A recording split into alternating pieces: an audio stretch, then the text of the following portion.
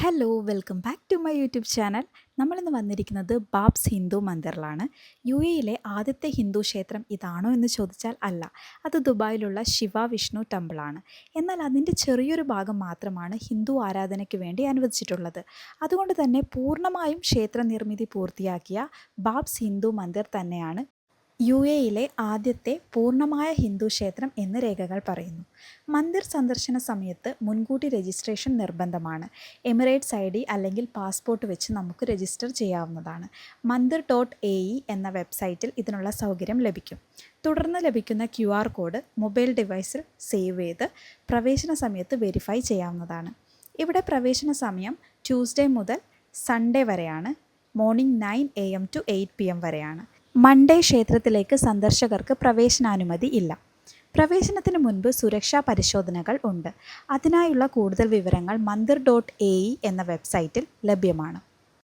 2019 ഡിസംബറിൽ പണി ആരംഭിച്ച ഈ ഒരു ക്ഷേത്രം ഇനോഗ്രേറ്റ് ചെയ്തിരിക്കുന്നത് 2024 ഫെബ്രുവരി 14 ബാബ്സ് ആത്മീയ നേതാവായ മഹാൻ സ്വാമി മഹാരാജ് അവർകളാണ് ഈ ഒരു ക്ഷേത്രം ഇനോഗ്രേറ്റ് ചെയ്തിരിക്കുന്നത്. ഇന്ത്യൻ പ്രൈം മിനിസ്റ്ററും UAE പ്രധാന ഭരണകൂട പ്രതിനിധികളും പങ്കെടുത്തിട്ടുണ്ടായിരുന്നു.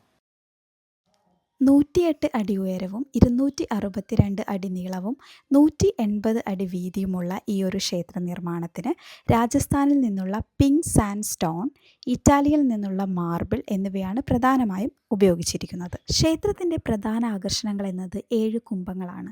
വിവിധ മതങ്ങളുടെയും സംസ്കാരങ്ങളുടെയും പ്രതീകമായി ഇത് കണക്കാക്കപ്പെടുമ്പോൾ UAE 7 എമിറേറ്റ്സുകളെ കൂടെ ഇത് പ്രതിനിധീകരിക്കുന്നു. ക്ഷേത്രത്തിനകത്തേക്ക് ഫോട്ടോ, വീഡിയോഗ്രഫി എന്നിവ അലൗഡല്ല.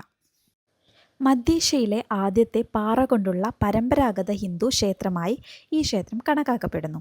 ഇന്ത്യയുടെയും UAEയുടെയും തമ്മിലുള്ള സാംസ്കാരിക ഐക്യത്തിൻ്റെ പ്രതീകമായി ഈ ക്ഷേത്രം മാറുമ്പോൾ അന്തർമത ഐക്യത്തിലാണ് ഈ ഒരു ക്ഷേത്ര നിർമ്മിതി പൂർത്തിയായിരിക്കുന്നത്. വളരെ സന്തോഷം നിറഞ്ഞ ഒരു കാര്യം തന്നെയാണ് ഈ ഒരു അന്തർമത ഐക്യം എന്ന് പറയുന്നത്.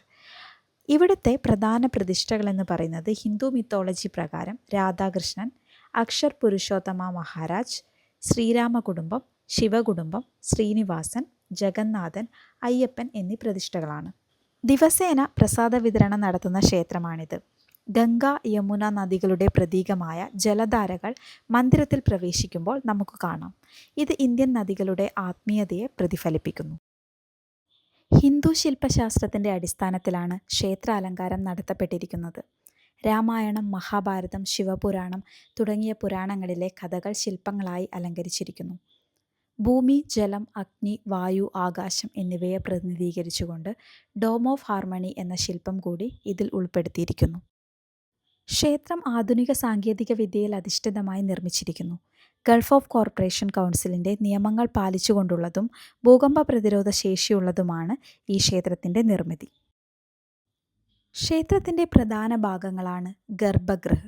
ക്ഷേത്രത്തിൻ്റെ ഏറ്റവും വിശുദ്ധമായ ഭാഗമാണിത്. ദേവതകളുടെ പ്രതിമകൾ സ്ഥാപിച്ചിരിക്കുന്ന ഇടം. അടുത്തത് മഹാമണ്ഡപ്, ഭക്തർക്ക് ദർശനം നൽകുന്ന ഹാളാണിത്. അടുത്തതായി ശിഖർ, ക്ഷേത്രത്തിൻ്റെ മുകൾ ഭാഗത്ത് ഉയർന്നു നിൽക്കുന്ന ഗോപുരങ്ങളാണിവ. മണ്ഡോവർ, ക്ഷേത്രത്തിൻ്റെ പുറംഭാഗം പുരാണ കഥകളും സാരാംശങ്ങളുമാൽ അലങ്കരിച്ചിരിക്കുന്ന ഇടം. ഗവാക്ഷ, അലങ്കാരത്തിന് ഉപയോഗിച്ചിരിക്കുന്ന അടച്ച ജാലകങ്ങളാണിവ. ജറൂക്ക, ബാൽക്കണികളെയാണ് ജറൂക്ക എന്ന് പറയുന്നത്. ഗുമ്മത്ത്, കേന്ദ്ര ഡോമാണ്. ഒരു ശൃംഗ്, ചെറിയ ഗോപുരങ്ങളാണ്. അമലക്, കലശം സ്ഥാപിച്ചിരിക്കുന്ന കല്ലാണ്. സ്വർണം, വെള്ളി, ചെമ്പ്, ഇരുമ്പ്, ലെഡ് എന്നീ ലോഹങ്ങൾ ഉപയോഗിച്ചുകൊണ്ടാണ് ക്ഷേത്ര പ്രതിഷ്ഠ പ്രതിമകൾ നിർമ്മിച്ചിരിക്കുന്നത്. ക്ഷേത്രത്തിലെ പ്രധാന ചടങ്ങുകളിലൊന്നാണ് ആരതി. ദൈവത്തിനു മുൻപിൽ വിളക്കുകൾ ചുറ്റി പ്രാർത്ഥന പാടുന്ന ആചാരമാണിത്. ഇത് ആത്മീയ പ്രകാശത്തിൻ്റെ പ്രതീകമാണ്. സാധാരണ ദിവസങ്ങളിൽ ആരതി 5 പ്രാവശ്യം നടത്തപ്പെടുന്നു. അടുത്ത ചടങ്ങാണ് അഭിഷേകം. അഭിഷേകം എന്നാൽ ദൈവത്തിനു മുൻപിൽ ശുദ്ധജലം ഒഴിച്ച് നടത്തുന്ന ആചാരമാണ്. ഇത് ആത്മീയ ശുദ്ധീകരണത്തെ പ്രതിഫലിപ്പിക്കുന്നു. മറ്റൊന്നാണ് ദർശൻ. ദർശൻ എന്നാൽ ദൈവത്തെ കാണുന്നതിലൂടെ ആത്മീയ അനുഭവം നേടുക എന്ന ആചാരമാണ്. മറ്റൊന്ന് ശാസ്ത്രപാരായണമാണ്. ദൈനംദിന പൂജയിൽ ഭക്തർ ശ്ലോകങ്ങൾ പാരായണം ചെയ്യുന്നു. ഇത് ആത്മീയ ബോധം വർദ്ധിപ്പിക്കുന്നു. ഗൃഹസഭ എന്നാൽ കുടുംബാംഗങ്ങൾ ചേർന്ന് പ്രാർത്ഥന നടത്തുകയും ആത്മീയ വിഷയങ്ങൾ ചർച്ച ചെയ്യുകയും ചെയ്യുന്നു. ഇവിടുത്തെ പ്രധാന ചടങ്ങാണ് മാൻസി പൂജ. ഭഗവാൻ സ്വാമിനാരായണൻ്റെ ദിവ്യരൂപവും ലീലകളും മനസ്സിൽ ധ്യാനിച്ച് നടത്തപ്പെടുന്ന ആചാരമാണ് മാൻസി പൂജ എന്നത്. നമ്മളിപ്പോൾ ഇവിടുത്തെ പ്രധാന ചടങ്ങായ ഗംഗാ ആരതി കാണാൻ പോവുകയാണ്. ഇപ്പോൾ സമയം ഏതാണ്ട് 6:45 കഴിഞ്ഞിരിക്കുന്നു. ഗംഗയുടെ ജലധാരയുടെ സമീപത്ത് വാരാണസിയിലെ ഘാട്ടുകളെ അനുസ്മരിപ്പിക്കുന്ന ആംഫി തിയേറ്റർ നിർമ്മിച്ചിരിക്കുന്നു. സന്ദർശകർക്ക് ഇവിടെ ഇരുന്ന് ധ്യാനിക്കുവാനുള്ള അവസരം ഒരുക്കിയിരിക്കുന്നു. ദിവസേന വൈകുന്നേരം 7:30 ഗംഗാ ആരതി നടത്തപ്പെടുന്നു. വീക്കെൻഡ്സിലും മറ്റ് അവധി ദിവസങ്ങളിലും 6:45 PM, 7:30 PM എന്നീ സമയങ്ങളിൽ സംഗീത പശ്ചാത്തലത്തിൽ ഗംഗാ ആരതി നടത്തപ്പെടുന്നു. ഗംഗാ ആരതിക്കു വേണ്ടി മുൻകൂട്ടി രജിസ്ട്രേഷൻ നിർബന്ധമാണ്. ഗംഗാ ആരതി ഒരു പൊതുചടങ്ങാണ്. അതിൽ എല്ലാ സന്ദർശകർക്കും പങ്കെടുക്കുവാൻ അനുവാദമുണ്ട്. എന്നാൽ ഒരു പ്രത്യേക കുടുംബം ആരതി നടത്താൻ ആഗ്രഹിക്കുന്നുവെങ്കിൽ അതിനായി പ്രത്യേക അനുമതി ആവശ്യമാണ്. ഇത്തരത്തിൽ എത്തിച്ചേർന്ന ഒരു ഫാമിലിയുടെ പൂജയാണ് നിങ്ങളിപ്പോൾ കാണുന്നത്. സന്ധ്യാസമയം സംസ്കൃത ശ്ലോകങ്ങളാൽ നിറഞ്ഞ അന്തരീക്ഷം വർണ്ണപ്രഭമായ ക്ഷേത്രത്തെ ഒന്നുകൂടെ ദീപ്തപൂരിതമാക്കി. ക്ഷേത്രം എന്നതിലുപരി ശാന്തമായ അന്തരീക്ഷം ഇവിടെ വരുമ്പോൾ നമുക്ക് ലഭിക്കുന്നു. ആൾത്തിരക്കുകളിലും ശാന്തത എവിടെയും നിറഞ്ഞു നിൽക്കുന്നു. അബുദാബി സന്ദർശനത്തിൽ എന്തെന്നില്ലാത്ത ഒരാത്മനിർവൃതി ഇന്നെനിക്ക് ലഭിക്കുകയുണ്ടായി.